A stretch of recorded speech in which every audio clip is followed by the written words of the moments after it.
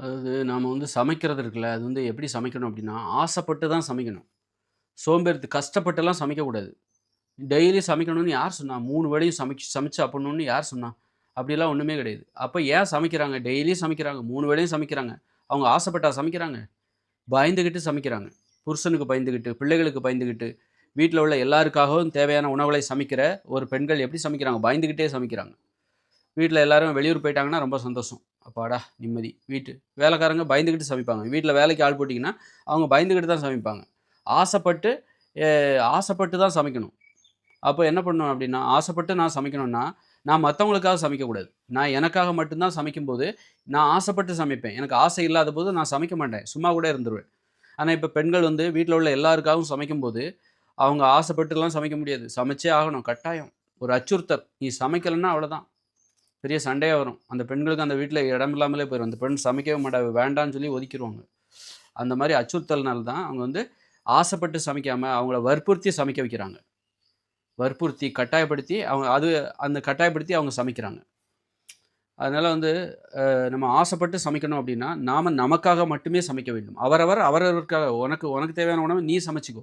எனக்கு தேவையான உணவ நான் சமைச்சுக்கிறேன். எனக்கு விருப்பம் இருந்தா சமைப்பேன். இல்லன்னா நான் பச்சையா கூட சாப்பிடுவேன். இல்லன்னா நான் பட்டினி கூட கிடப்பேன். அதுதான் சுதந்திரம். இதுதான் உணவு சுதந்திரம். ஆசைப்பட்டு சமைக்க வேண்டும். சும்மா கட்டாயப்படுத்திலாம் சமைக்கக்கூடாது. ஏன்னா சமைக்கிறது கஷ்டம். 3 வேளையும் சமைக்கிறாங்க.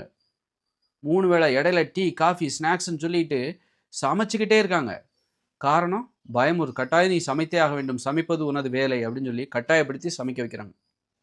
அதனால உண்மையிலேயே உண்மையான ஒரு சமையல்ங்கிறது எப்படிப்பட்டதுன்னா, ஆசைப்பட்டு சமைக்கணும். எனக்கு விருப்பம் இருந்தா தான் சமைப்பேன். இல்லன்னா நான் சமைக்க மாட்டேன்ப்பா.